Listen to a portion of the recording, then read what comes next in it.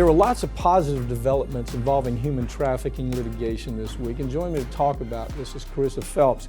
Carissa, you might not remember, but the first time you and I met and we started talking about human trafficking, my theory was you have to go to where the money is.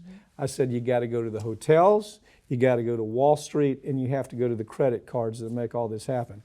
Big victory, and you have been working this case for, years now. What I love about it is every now and then the good guys win. That's the case here, isn't it? Yes, it is. Yeah. Tell us a little bit about what happened.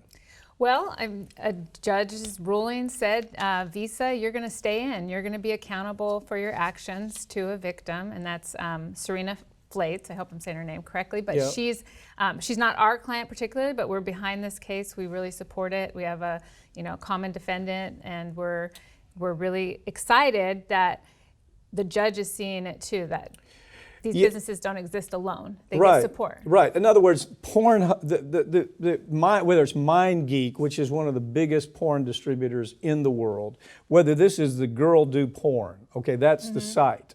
And they found out that they had just underage kids, and they knew they were underage. They were doing films in hotel rooms, and the hotel that was where it was taking place, they knew the kids were underage. They saw cameras coming up, they saw lights, they're filming movies. And so Visa pays for all this. None of this happens unless somebody can use a transactional implement, which is Visa card. Well, we're combining the two cases, but we have this ecosystem that exists to support the industry of commercial sexual exploitation. Somebody doesn't just get exploited and that get marketed without the help of so many businesses, payment processors, lighting equipment, like you said, location services, and then the web hosting and all of that too. So what this judge is saying in the Flatus cases, in the civil cases, you're going to be accountable, and not only that, but the more you know, the more you're going to be accountable, as it should be, right? In the cases that you're working, and you're working some interesting cases, you're handling part of the trucking case that got my attention initially when you started talking to us about this law firm handling these cases.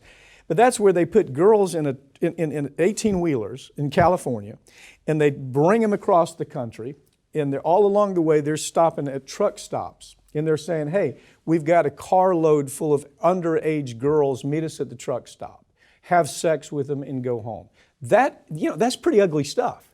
But the public doesn't understand that in order for that to happen, there's trucking companies, there's credit cards, there's hotel rooms, there's truck stops that allow it to happen.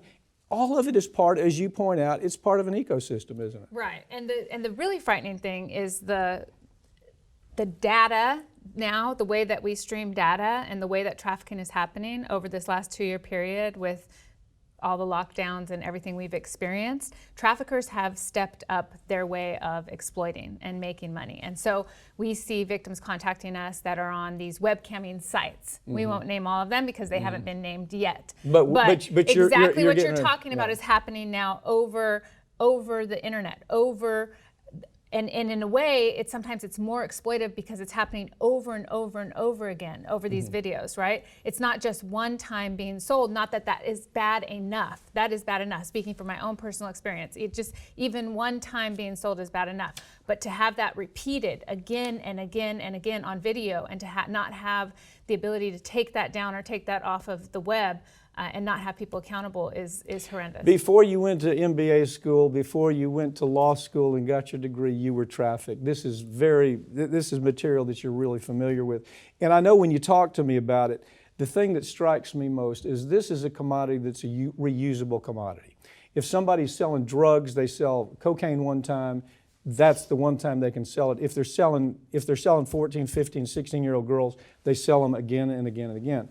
So the other thing, I don't think we can end this show without talking about MindGeek. I just have to. Right. The first time you and I talked about MindGeek, you had given me the connections to Wall Street. You had said, Pap, take a look at these connections, and we did. We looked at the connections, and we found that a company like MindGeek, which is a Canadian company, they were actually being investigated by Parliament, right? Yes. And they were the ones that were calling traffickers saying, do you have a 14-year-old girl you can rape in a hotel room and then send us the film? Pick it up from there. Well, it doesn't even require a phone call anymore. That's the problem, is that this is exponential, right? They know what's going to hit on their site and what search terms to use, not just to create more users so they could have more advertising revenue, but also because they want to develop these patterns of kind of addiction to the pornography that they can then get more users watching more of the time and make more revenue for themselves. Carissa, when we brought you on as a partner in our law firm, the vision that you had was we have to stop the trafficking issue by taking the money away. Yes. This Visa card issue is one of those steps. The hotel cases that you're already winning, that's part of the step. The Wall Street connection with some of the biggest funds in Wall Street, that's the connection. It's amazing what we've accomplished with your theories just in about 2 years. And there's so much more to There's come. a lot more to go. Thank you for joining me, okay? Thanks, Pat. That's all for this week, but all these segments are going to be available this coming week right here on this channel. And you can follow us on Twitter at America's Lawyer. I'm Mike Papantonio, and this is America's Lawyer, where every week we tell you stories that corporate media just refuse to tell because their advertisers won't let them tell those stories, or their political connections won't allow for it. They're too connected to a particular political party, so you don't hear these stories. We're never going to have that problem, so we'll see you next time.